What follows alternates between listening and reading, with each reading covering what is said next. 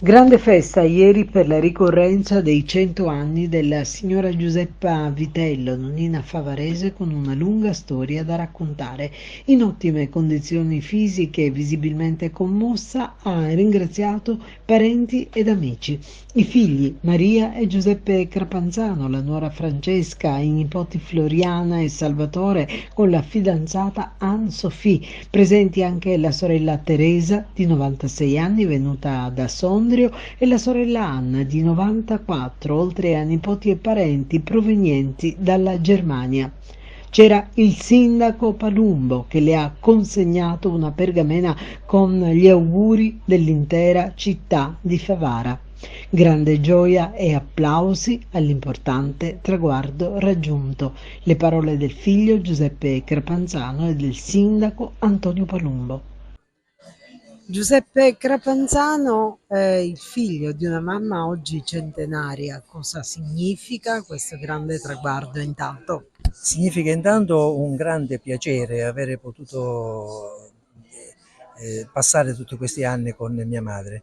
Mi dispiace solo che gli ultimi anni non è stata molto bene, però bene o male si è poi rimessa e oggi abbiamo così il piacere di stare tutti assieme, un gruppetto di parenti molto ristretto e qualche amico molto vicino. È una donna che ha comunque una bella storia da raccontare, una storia che lei ha anche citato in un libro di prossima uscita. Che uscirà fra non molto. Difatti leggeremo un brano, una mezza paginetta, proprio che riguarda lei. Quando è stata, quando lei è pervenuto nel 1943, proprio un po' prima di entrare gli americani, prima del 10 di luglio, una cartolina precetto perché doveva partire per fare la Croce Rossina. Poi sono entrati gli americani, così come siamo soliti dire, e quindi è rimasta.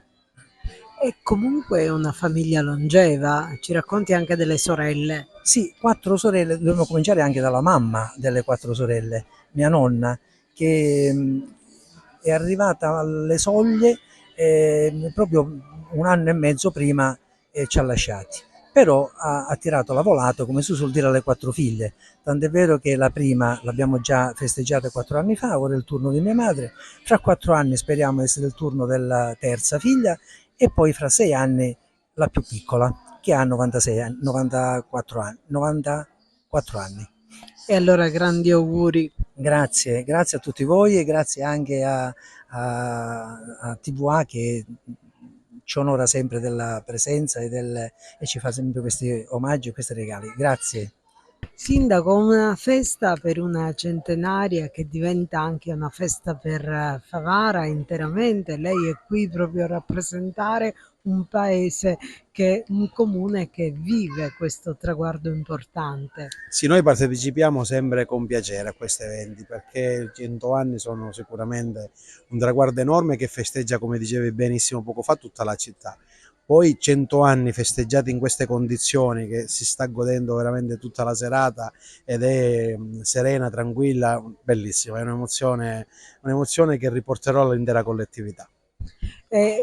Comunque è una famiglia abbastanza longeva questa, quindi vuol dire che Favara ha un patrimonio anche genetico di buona qualità. Eh sì, festeggio spesso i 100 anni dei nostri concittadini, poi purtroppo oggi è un terno all'otto perché con tutte queste malattie, con tutte queste aggravamento di alcune situazioni non è semplice, però effettivamente È una generazione ci sana sono questa. molte famiglie che hanno dei centenari e sono stati cresciuti in un ambiente più sano, come dicevo poco fa, anche con gli alimenti, con lo stile di vita. Oggi noi purtroppo non abbiamo uno stile di vita che sia il massimo della raccomandazione per arrivare ai 100 anni. Siamo qua, speriamo bene.